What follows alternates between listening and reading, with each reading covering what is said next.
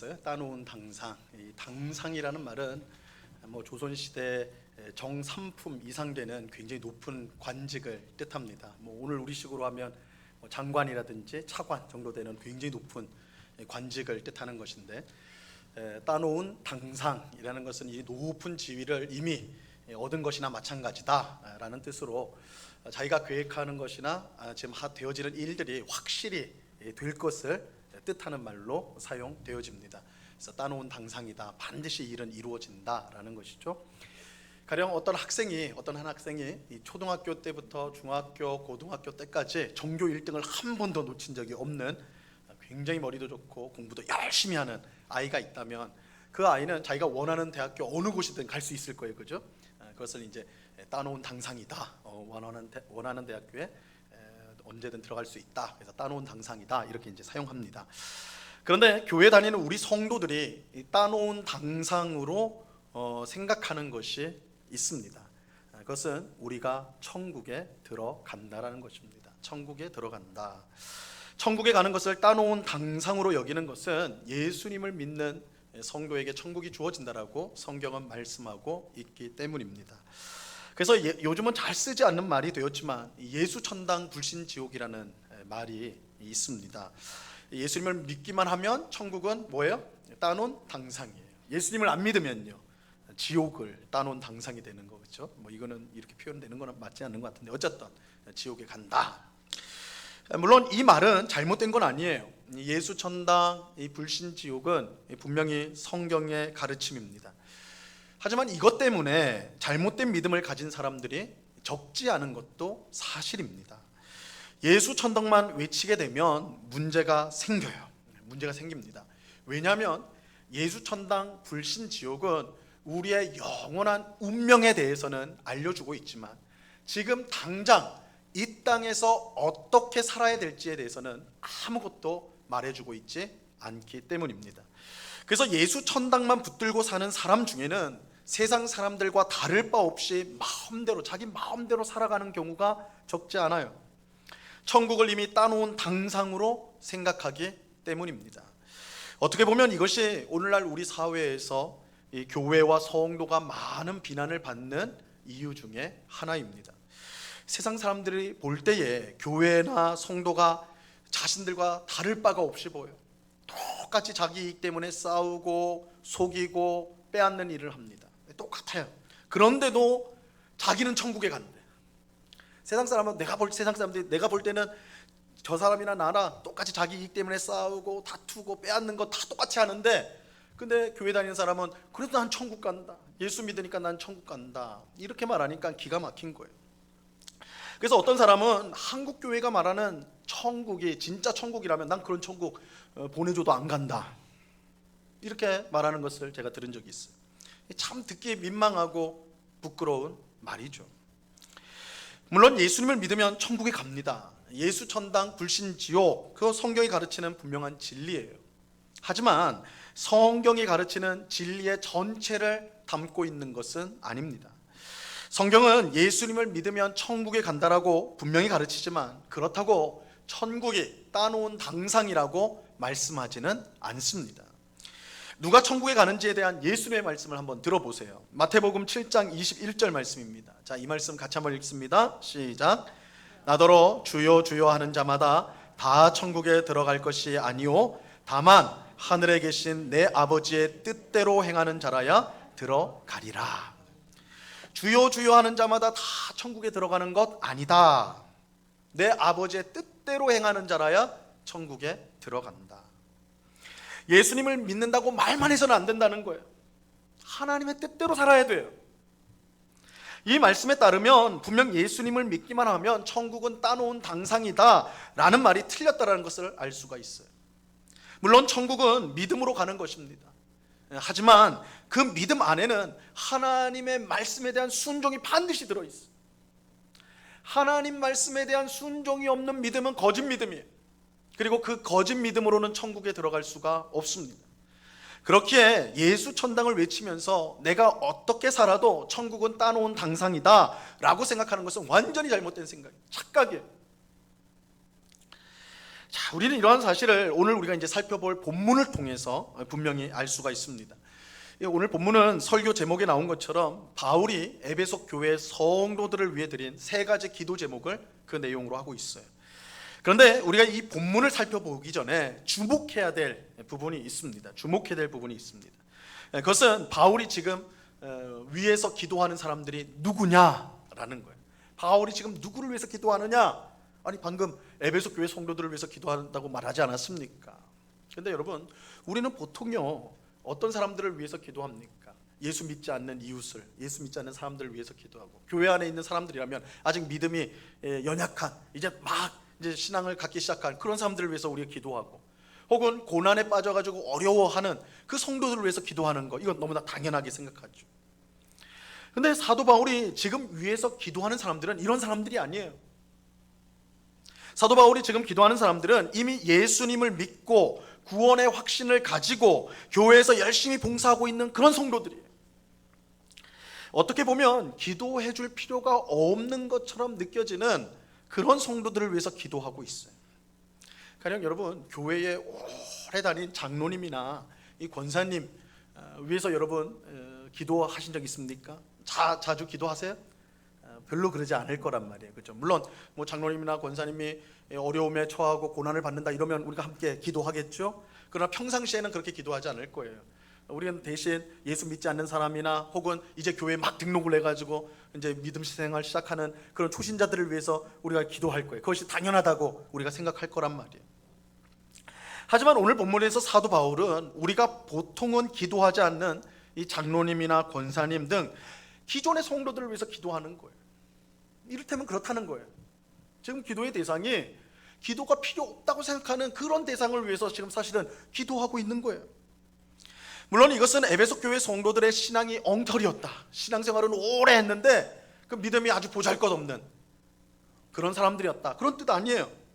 그들이 예수님을 오래 믿긴 했지만 신앙적으로 성숙하지 않아서 바울이 그들을 위해서 기도한 것이다, 아니에요. 그런 거 아니에요. 바울이 그들을 위해서 기도한 것은 예수님을 아직 믿지 않는 사람이나 이제 막 믿기 시작한 초신자처럼 그들 또한 이미 오랫동안 예수를 믿고 봉사도 하고 구원의 확신도 갖고 있는 그런 성도조차도 기도가 필요하기 때문에 그래요. 기도가 필요해요. 어떤 기도가 필요합니까? 그들의 믿음이 성숙하게 하는 기도가 필요한 거예요. 그들의 믿음이 성숙해지는 기도가 필요해요. 여러분, 우리가 신앙생활하는 목적은 오직 천국에 가기 위한 것만은 아닙니다. 그것만큼 중요한 목적이 있어요. 똑같이 중요한 목적이 있어요. 그것은 천국에 합당한 사람이 되는 거예요. 천국에 합당한 사람이 되는 거예요. 천국에 들어가는 것이 중요한 만큼 거기에 합당한 사람이 되는 것 똑같이 중요해요. 가령 여러분이 기분 좋은 한번 상상 한번 해볼까요? 여러분들이 어떤 큰 나라를 위해서 큰 공로를 세웠단 말이에요. 그게 뭔지는 몰라도 하여튼 세웠어요. 그래서 사람들이 칭송을 해요. 그게 이제 우리나라에서 가장 높은 청와대까지 그 소문이 들려가지고 대통령이 연락을 준 거예요. 나랑 만찬합시다. 그래서 청와대로 초청을 받았어요. 우리 성님 중에 그런 분도 혹 계실지 모르겠지만 대부분은 그러지 않을 거예요. 저도 그러지 않아서 한 번도 해본 적이 없어요. 근데 청와대에서 연락이 왔어요. 대통령이랑 만찬이 딱 약속이 되어 있어요. 그날이 되었어요. 여러분, 어떤 옷 입고 가시겠습니까? 어떤 옷 입고 가시겠어요? 아마 대부분은 내가 우리나라 대통령을 만나서 식사를 하는 그 귀한 자리에 가는 거니까 아마 정장을 새로 해 입거나, 아니면 형편이 좀 그렇지 못하면 집에서 옷을 쫙 펼쳐봐가지고 제일 새 거, 제일 좋은 옷, 제일 화려한 그런 좋은 옷을 입고 갈 거란 말이에요. 이게 보통 그럴 거란 말이에요. 근데 그렇지 않고 그냥 앞에 있는 시장 갈 때 입는 그냥 헐렁한 운동복을 입고 간다고 생각을 해보세요. 그냥 뭐 별거냐, 대통령이 별거냐, 청와대가 별거냐, 그래서 운동복 입고 간다고 생각을 해보세요. 그럼 어떻게 되겠어요? 그 입구에서 막히겠죠. 입구에서 당신은 여기 들어올 그런 사람은 아닌 것 같은데요. 막힐 거란 말이에요. 왜요? 우리나라에서 가장 중요한 장소에 합당한 복장이 아니기 때문에 그런 거예요. 합당하지 않은 거예요. 그죠? 천국은 아무나 들어갈 수 없고 천국에 합당한 사람이 들어가게 되어 있어요. 이것이 예수님께서 주여 주여 하는 자가 천국에 들어가는 것이 아니라 오직 아버지의 뜻을 행하는 자라야 들어간다라는 말씀의 뜻이에요.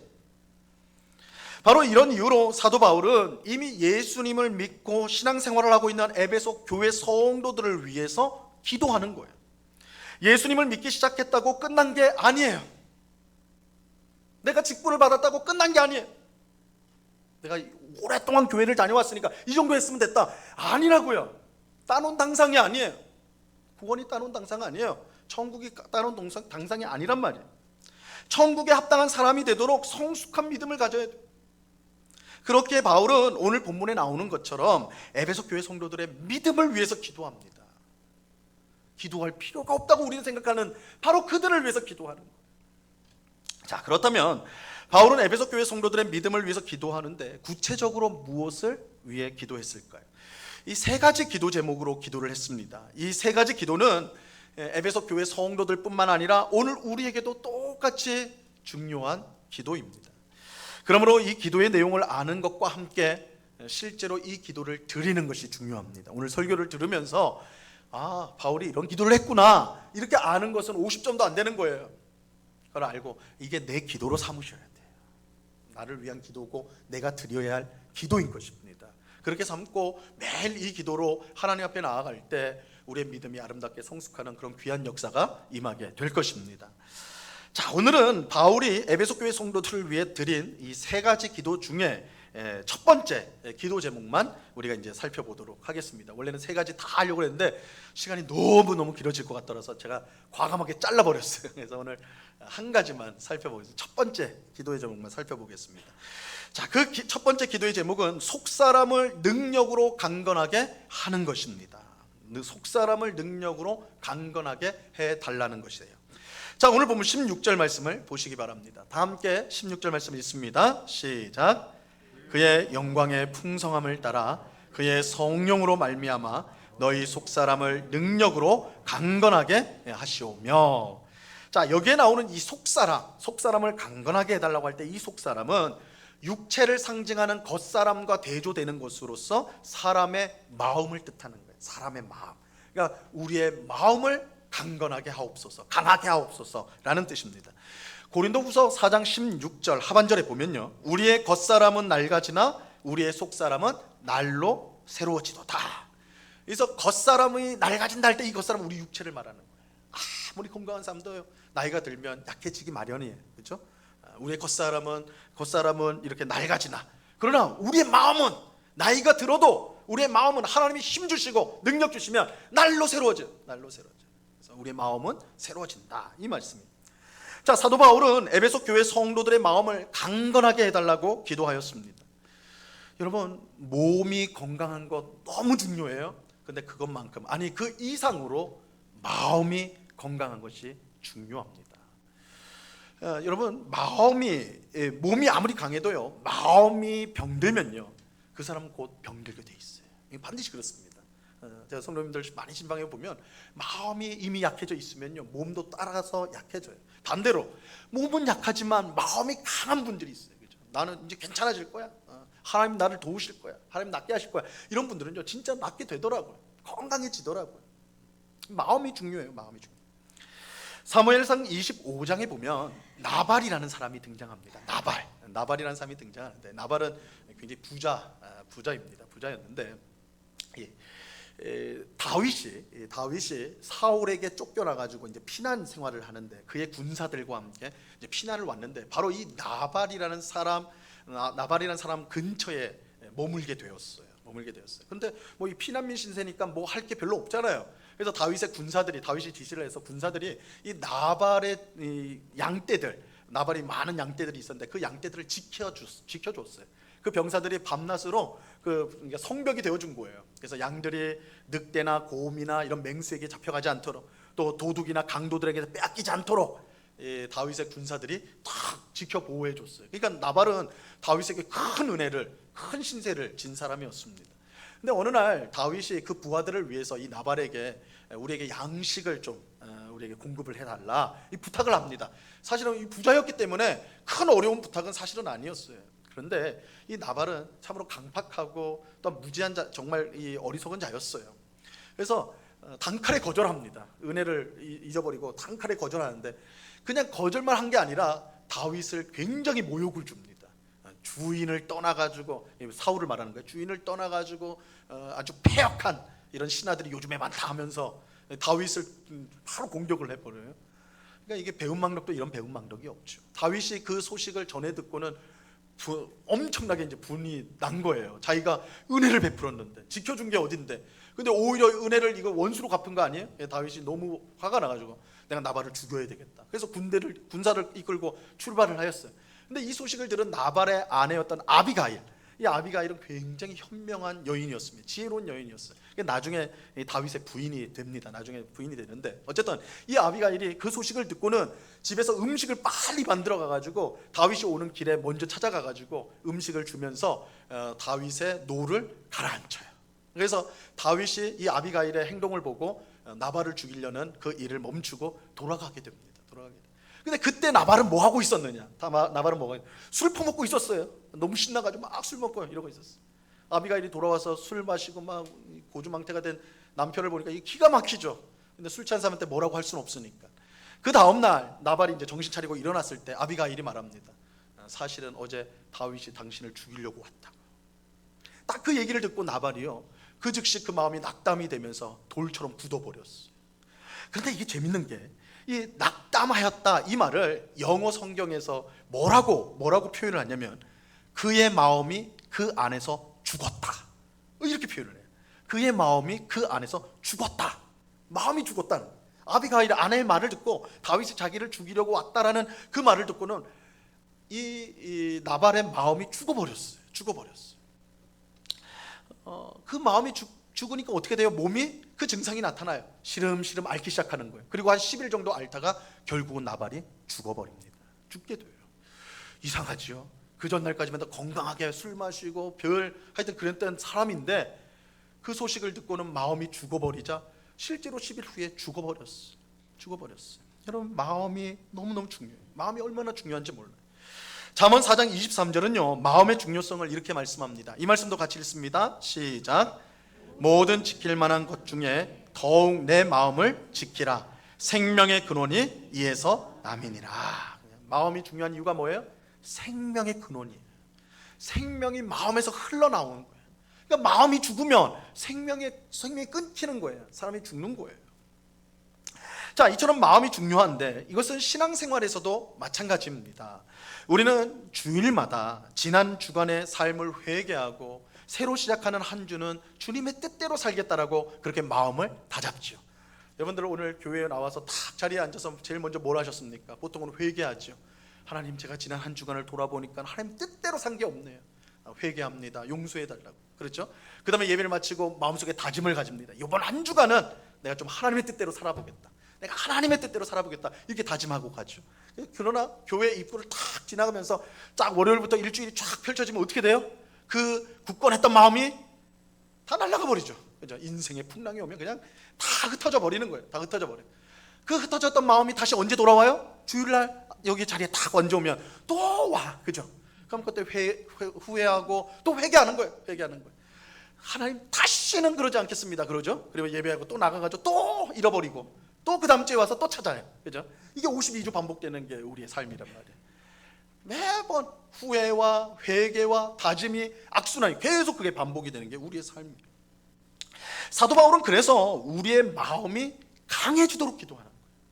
우리의 마음이 강해지도록 지금 기도하는 거예요. 인생의 수많은 풍랑 앞에서 흔들리지 않고 수많은 죄의 유혹을 뿌리칠 수 있도록 마음을 강하게 해달라고. 그러면 인생의 풍랑이 언제나 불어와요. 죄의 유혹은 언제나 우리에게 밀려와요. 그래서 없을 때가 없어요. 근데 어떻게 승리할 수 있습니까? 마음이 강해야 돼요. 그것을 버틸 수 있는 힘, 넘어가지 않는 힘이 우리에게 있어야 된다고. 마음의 힘이 있어야 된다고요. 그렇죠? 그래서 사도 바울이 그렇게 기도하는 거예요. 우리의 마음을 강하게, 강건하게, 능력으로 강건하게 하옵소서. 이렇게 기도하는 거예요. 그런데 이처럼 우리 마음을 강하게 하는 능력은 어디서 오는 것일까요?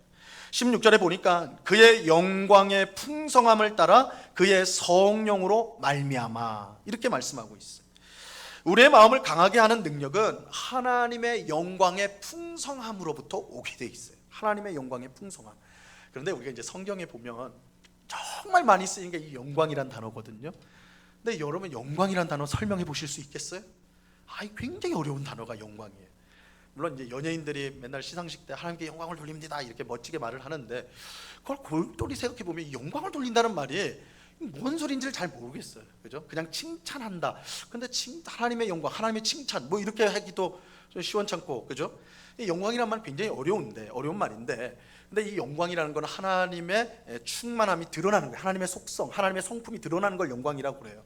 그래서 여기서 특별히 오늘 본문에서 하나님의 영광의 풍성함 할 때, 이 하나님의 영광은요, 여기서 말하는 하나님의 영광은 하나님의 무엇이든지 할 수 있는 그런 전능하신 능력이 드러나는 것, 이것을 여기서는 하나님의 영광이라고 그러는 거예요.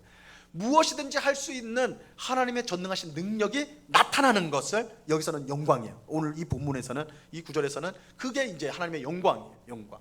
하나님은 무엇이든지 할 수 있는 전능한 능력을 갖고 계세요. 전능한 능력을 갖고 계세요. 그런데 중요한 것은 그 능력이 풍성하다고 그러죠. 하나님의 영광이 풍성하다고 그래요. 풍성하다는 게 뭐예요? 나눠줄 만큼 넉넉하다라는 거예요. 만약에 하나님의 능력이 엄청난데 다 할 수 있는데 그 능력이 오직 자기 안에만 있어야 된다면 우리에게는 상관이 없는 것이겠죠. 그런데 하나님의 영광의 풍성함, 하나님의 능력은 풍성하여서 오늘 우리에게도 얼마든지 넉넉하게 나눠줄 수가 있다라는 거예요. 그래서 우리의 마음이 강건해지기 위해서는 하나님의 능력이 우리에게 주어져야 되는 거예요. 그렇죠? 하나님의 영광의 풍성함으로부터 능력이 주어져야 된다는 거예요. 그러면 무엇을 통해서 그 능력이 공급이 되는가? 수단이 뭔가? 바로 성령님을 통해서라고 말하고 있어요. 그래서 그의 영광의 풍성함을 따라 그의 성령으로 말미암아 이렇게 되죠. 그러니까 성령으로 능력이 주어진다는 것이죠. 여러분, 성령님은 하나님의 권능을 우리에게 주시는 분입니다. 유명한 구절이죠. 이 사도행전 1장 8절 말씀, 이 말씀 우리 다 같이 한번 읽어보도록 합니다. 시작. 오직 성령이 너희에게 임하시면 너희가 권능을 받고 예루살렘과 온 유대와 사마리아와 땅끝까지 이르러 내 증인 되리라 하시니라. 성령이 임하면 뭘 받게 돼요? 성령이 임하면 뭘 받게 돼요? 뒤에 영어로 써 있는 거 아닌데, 성령이 임하면 뭘 받게 돼요? 권능을 받아요. 능력을 받는다고요. 그죠? 능력을 받게 돼요. 여러분, 복음서에 보면, 마태복음부터 요한복음까지 복음서를 보면 예수님의 제자들이요, 좀 시원찮은 사람들이에요. 아무리 좀 더 잘 포장해 주려고 해도 그냥 시원찮은 사람들이다, 이 정도 평가할 수밖에 없어요. 그것도 그럴듯이 예수님 말씀 제대로 깨닫지 못하는 것은 물론이고, 가장 핵심적인 건 뭐예요? 예수님이 겟세마네 동산에서 붙잡혀서 체포되실 때 제자들이 어떻게 했습니까? 다 도망가 버렸어요. 근데 이 사람들이 불과 몇 시간, 며칠, 몇 달도 아니에요. 불과 몇 시간 전에 무슨 다짐을 했어요? 내가 주와 함께 죽을지언정 주를 떠나지 않겠습니다. 내가 예수님과 함께 죽겠습니다. 제자들이 다 그랬어요. 예수님과 함께 죽으러 가자. 이게 제자들이에요. 근데 예수님 실제로 체포되니까 어떻게 돼요? 다 도망가 버렸어요. 예수님 십자가에 못 박힐 때 다 도망가 버렸어요. 몇몇 제자들만 그냥 구경했어요. 가까운 데서. 그랬던 제자들이에요. 그러니까 좀 제자로서 시원찮을 뿐만 아니라 사실 인간적으로 봐도 참 의리 없는 인생들, 비겁한 사람들, 뭐 배반자, 뭐 예수님의 제자들의 모습이 그래요. 그러니까 사실 우리랑 크게 다를 게 없어요. 예수님의 제자들이라고 하지만 크게 다를 바가 없는 사람들이에요. 그런데 그런 겁쟁이 배반자였던 이 제자들이요, 요한복음을 넘어서 사도행전으로 가면 완전히 새로운 사람이 돼버립니다. 완전히 딴판이 되어버려요. 이름은 똑같은데, 베드로, 요한 뭐 다 이름은 다 똑같은데 사람이 완전히 바뀌어버려요. 그 사도행전 2장에 보면 베드로가요, 수천 명의 유대인들 앞에 서서 너희가 십자가에 못 박아 죽인 예수가 하나님께서 우리에게 주신 주와 그리스도다, 이렇게 설교를 해요. 이렇게 설교를 한다. 불과 며칠 전만 해도 난 예수님 누군지 모른다, 저주하며 맹세했던 게 베드로예요. 그런데 사도행전에 들어오면 베드로가 수천 명의 유대인들, 그 두려움 없이, 감옥에 갇혀도 두려움 없이 복음을 전하는, 그뿐만 아니라 나머지 제자들도 다 마찬가지. 이 대단한 변화가 일어나요. 놀라운 변화가 일어나요. 이게 어떻게 이런 일이 일어났느냐? 사도행전 2장에 보니까 성령이 그들 가운데 임하셨어요. 성령이 그들 가운데 임하셔서 그들에게 권능, 능력이 분바되어졌어요. 능력이 임하니까 그 마음이 강해졌어요.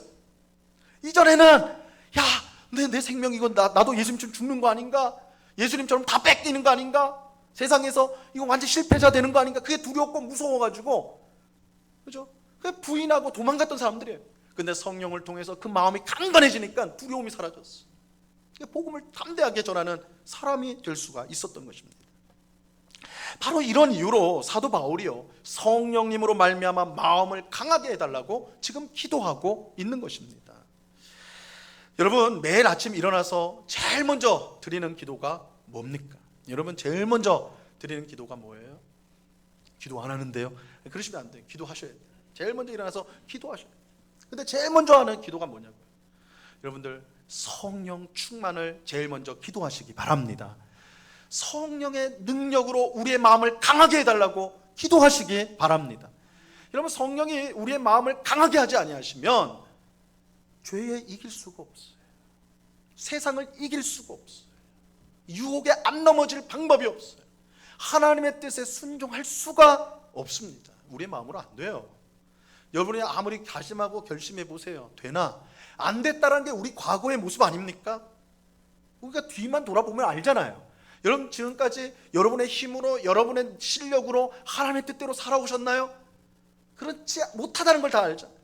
오직 주의 성령이 우리의 마음을 강하게 붙들어 주실 때야 우리의 마음이 흔들리지 않고 세상과 죄를 이기고 또한 하나님의 말씀에 순종하는 그런 성숙한 신자가 될 수가 있는 것입니다. 자, 그런데 이처럼 우리의 마음을 강하게 해달라는 것을 사도 바울은요, 또 다른 방식으로, 또 다른 말로써 기도를 하고 있습니다. 자, 17절 말씀을 보시기 바랍니다. 17절 같이 한번 읽습니다. 시작. 믿음으로 말미암아 그리스도께서 너희 마음에 계시게 하시옵고 너희가 사랑 가운데서 뿌리가 박히고 터가 굳어져서. 자, 여기에는 이제 두 가지 내용이 나오는데, 기도가 나오는데, 믿음으로 말미암아 그리스도께서 너희 마음에 계시게 해달라, 우리 마음에 계시게 해달라라는 것과 너희가 하나님의 사랑 안에 뿌리를 깊이 내리고 그 사랑의 터 위에 너희가 세워지도록 그렇게 기도하고 있어요. 이 두 가지가 딱 붙어 있습니다. 먼저 믿음으로 말미암아 그리스도께서 너희 마음에 계시게 해달라, 이렇게 기도를 했는데, 이 기도는 사실 우리가 앞서 살펴본 성령으로 우리의 마음을 강하게 해달라는 것과 연결이 돼요. 이건 떨어지는 기도가 아닙니다. 딱 붙어 있는 기도예요. 왜냐하면 예수님께서 성령을 통해 우리 마음에 계시기 때문에 그렇습니다. 그러니까 예수님은 지금 어디 계세요? 하나님 우편에 앉아 계시잖아요. 근데 예수님은 우리와 항상 함께 한다고 우리는 고백하거든요. 뭘 통해서요? 성령을 통해서. 그러니까 예수님이 성령을 통해서 우리와 함께 하세요. 그렇기 때문에 성령님이 우리와 함께 하는 것과 예수님이 우리와 함께 하는 것은 사실 같은 의미예요. 같은 의미예요. 왜냐하면 예수님이 성령을 통해 우리 안에 거하시기 때문에. 근데 여기서 이제 주목할 사실은 그리스도께서 너희 마음에 계시게 해달라고 할 때, 여기서 이 계시다라는 말, 이 단어가 잠시 잠깐 왔다가, 손님으로 왔다가 잠시 동안 같이 있는 그걸 말하는 게 아니에요. 여기서 사용된 단어는 오랫동안, 아주 장기간 동안 같이 있는 걸 말하는 거예요. 그러니까 예수님이 우리 마음에 계신다라고 할 때는 잠시, 어떤 특별할 때 잠시 모시는 게스트, 손님이 아니라 우리와 늘 함께 하시는 그분으로 계시게 하옵소서라고 고백을 하고 있는 것입니다. 여러분, 우리는 예수님을 우리 마음에 잠시 오시는 손님으로 모셔서는 안 돼요. 우리 마음에 오셔서 영원히 함께 하시는 주님으로 모셔야 됩니다. 주님으로 모셔야 돼요. 그래서 바울은 예수님을 모신다고 할 때 뭘로 모신다고 그래요? 믿음으로 모신다고 그러잖아요. 믿음으로 모신다고 그러죠. 여기서 이 믿음은 예수님을 내 인생의 주님으로 인정하고 항상 의지하는 것을 뜻하는 거예요. 여러분, 믿음이 뭐예요? 예수님을 내 인생의 주님으로 인정하고 항상 그를 의지하는 것, 이게 믿음이에요. 이 믿음이 있을 때에야 예수님을 내 인생의 주님으로 모시고 살아갈 수가 있는 것입니다. 여러분, 여러분에게 예수님은 필요할 때 잠시 모시는 손님입니까? 아니면 내 인생을 주관하시는 주님이십니까? 여러분 어떠세요? 스스로 답을 해보세요. 예수님은 손님입니까? 나와 늘 함께 하시는 내 인생의 주님이십니까? 삶의 어려움이 닥칠 때만 예수님을 찾는 성도가 얼마나 많은지 몰라요. 내가 필요할 때만 예수님을 내 마음에 모시는 거예요. 그러다가 내 삶이 편해지면 어떻게 해요? 예수님이 내 안에 있든 밖에 있든 아유 상관없는 거예요. 근데 하여튼 어려울 때는, 내가 뭐가 필요할 때는 예수님을 모시고 와요. 예수님 도와주세요. 내 안에 계세요. 내게 능력 주세요. 예수님 모셔요. 근데 게스트야. 내가 해결되면, 이 문제가 해결되면 예수님이 안에 있든 밖에 있든 상관 안 해요. 여러분, 어쩌면 우리가 이런 이유로 우리의 마음이 항상 세상과 죄 가운데 흔들리고, 그죠? 늘 흔들리고 하나님의 말씀에 순종하는 것이 그렇게 힘든 것인지 모르겠어요. 우리는 믿음으로 예수님을 우리 인생의 주님으로 모셔야 합니다. 주님이신 예수님의 인도하심과 다스리심을 받아들여야 돼요. 그럴 때 우리의 마음이 강해질 수가 있어요. 그럴 때 우리의 마음이 강해져요. 우리가 항상 성령으로 충만을 구해야 하듯이 예수님께서 항상 우리 마음에 계셔서 우리 인생의 주님이 되시도록 우리는 기도해야 되는 거예요. 그러니까 성령 충만이나 예수님이 우리 마음속에 주님으로 항상 계시는 거, 다스리는 거나 다르지 않아요. 사실은 같은 뜻이에요. 다르게 표현했을 뿐이에요. 성령을 중심으로 표현했느냐, 예수님을 중심으로 표현했느냐, 이 둘 다 똑같은 뜻이에요. 성령으로 우리의 마음을 강하게 하시는 거, 예수님이 우리의 주님으로 우리의 마음에 계시는 거, 이것이 우리의 마음을 강하게 한다는 거예요. 강하게 하는 거예요. 예수님을 주님으로 모시고 그 뜻에 순종하는 것이야말로 성숙한 성도의 삶이에요. 그렇죠? 믿음에 성숙하는 거예요. 한편 사도 바울은 에베소 교회 성도들이 마음을 강하게 해달라고 하면서 무엇보다 그들이 하나님의 사랑 가운데 뿌리 박히고 터가 굳어지도록 해달라고 또한 기도합니다. 자, 여기서 우리 성경에는 그냥 사랑이라고, 사랑 안에서라만 되어 있는데 이거 하나님의 사랑이에요. 이거 우리의 사랑이 아니라, 우리가 나눈 사랑이 아니라, 우리가 나눈 사랑은 약해요. 우리가 나눈 사랑은 언제나 변해요. 그죠? 마음이, 감정이 뒤틀리면 사랑이고 뭐고가 다 사라져버립니다. 그런데 하나님의 사랑은 그렇지 않아요. 하나님의 사랑은 우리의 믿음이 든든히 뿌리 내릴, 우리의 마음이 든든히 뿌리 내릴 아주 단단한 땅이 된단 말이에요. 그래서 여러분들, 우리가 이제 여름이 이제 곧 되잖아요. 여름 되면 태풍이 오는데, 태풍이 오면 항상 나오는 영상이죠. 태풍이 탁 동해안으로 딱 진입하면 나무들이 그냥 막 날아가는 거, 그죠? 그런 거 보죠. 나무들이 날아간다고 할 때 물론 큰 나무들은 안 날아가겠지만 조그만 나무들은 날아간단 말이에요. 어떤 나무들이 날아갑니까? 그 뿌리가 얕은 나무예요. 그죠? 뿌리가 얕은 나무는 바람이 세게 불면요, 견디질 못하는 거예요. 땅을 충분히 잡아주지 못하기 때문에 그냥 날아가는 거예요. 뽑혀서 날아가요. 그러나 뿌리를 아주 깊이, 그리고 사방으로 넓게 뿌리를 내린 나무는요, 꿈쩍 안 합니다. 꿈쩍 안 해요. 이 땅에 딱 견고하게 붙들어 가지고 날아가지 않아요. 날아가지 않아요. 마치 이 그림이에요. 그러니까 하나님의 사랑에 우리의 믿음, 우리의 마음이 뿌리를 깊이 박는, 그러면 삶에 어려움이 오고 고난이 와도요, 흔들리지 않아요. 흔들리지 않아요. 이 사랑 깊이 뿌리 내려야 된다. 우리의 마음이 깊이 뿌려 내야 된다. 또 한 가지 사도 바울은 여기에 이제 또 비유 하나를 더하는데, 그것은 이제 건물의 비유. 아까는 이제 식물의 비유라면 이번은 건물의 비유인데, 이런 건물을 지을 때 제일 중요한 게 뭐예요? 기초의 기초.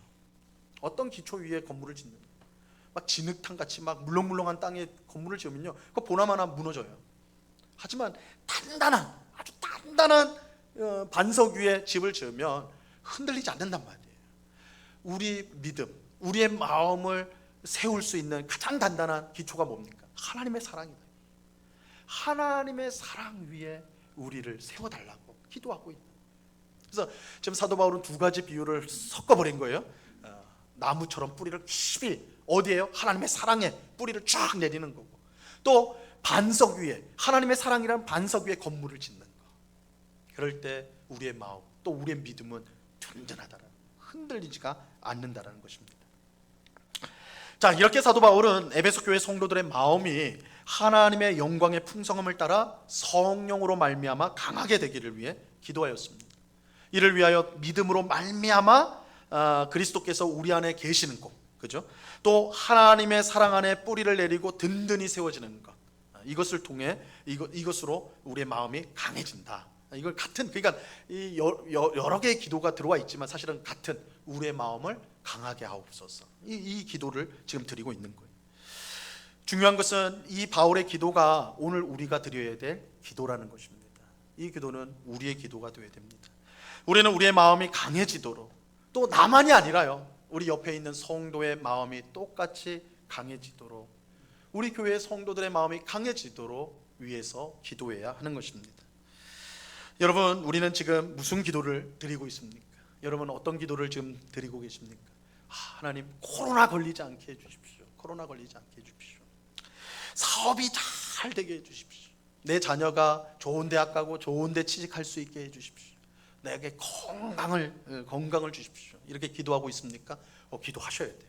그런 기도 당연히 기도하셔야 돼요. 그런데 이 기도와 함께 우리가 빼놓지 말고 반드시 해야 될 기도가 있어요. 우리의 마음을 강하게 해주십시오. 하나님의 영광의 풍성함을 따라 성령으로 말미암아 능력으로 우리의 마음을 강하게 해주십시오. 예수님께서 우리 마음에 영원토록 주님으로 오셔서 내 마음을 다스려 주옵소서. 그래서 마음을 강하게 해주십시오. 우리의 마음이 하나님의 사랑 그곳에 뿌리를 깊이 내려가지고 어떠한 풍랑이 와도 폭풍이 와도 흔들리지 않게 해주십시오. 우리의 믿음이 하나님의 사랑이라는 그 기초 위에 든든히 세워져서 요동하지 않게 해주옵소서. 우리가 이런 기도를 드려야 되는 거예요. 여러분, 우리의 마음이 약해지면요, 삶의 어려움 앞에 절망할 수밖에 없어요. 우리의 마음이 약해지면 하나님을 바라보지 못하고 세상을 의식하게 돼요. 우리의 마음이 약해지면 죄의 유혹에 금방 넘어져서 삶이 엉망진창이 돼버려요. 우리의 마음이 약해지면 세상의 욕심에 굴복하여서 하나님의 뜻과 반대되는 그런 삶을 살아갈 수밖에 없어서요. 여러분, 이게요, 여러분들이 30년 40년 신앙생활했다고 그게 지켜주는 게 아니에요. 내가 목사라고 해서 목사가 그것을 지켜주는 게 아니에요. 장로 권사가 지켜주는 거 아니에요. 성령이 지금도 우리에게 능력을 주셔서 강건하게 하지 않으면 다 넘어지는 거예요. 그리스도께서 우리에게 주인이 되어주지 않으면, 다스려주지 않으면, 우리가 그걸 거부한다면 다 넘어져요. 하나님의 사랑 안에 뿌리 내리고 그 위에 서지 않으면 무너질 수밖에 없는 거예요. 지금 사도 바울이 누구를 위해서 기도한다고요? 초신자 아니라니까요. 고난받는 사람도 아니라니까요. 우리 위해서요. 우리 성도들이요, 20년 30년 신앙 오래 생활한 사람들이요, 직분 받은 사람들이요. 왜요? 넘어지니까요. 성숙하지 않으면 세상에 휩쓸려 가니까요. 따놓은 당상이 아니에요. 우리는 천국에 들어가는 그 순간까지 천국에 합당한 백성이 되도록, 성숙하도록 힘쓰고 애써야 돼요. 그러니까 이 기도를 매일 드리셔야 돼요. 매일 드리셔야 돼요. 매일 아침마다 일어나서 새벽 기도에 오신 분들은 새벽 기도에 오셔서, 아니면 집에 계신 분들은 집에서 오늘도 하나님의 풍성함을 따라서 성령님으로 말미암아 능력으로 내 마음을 강건하게 하옵소서.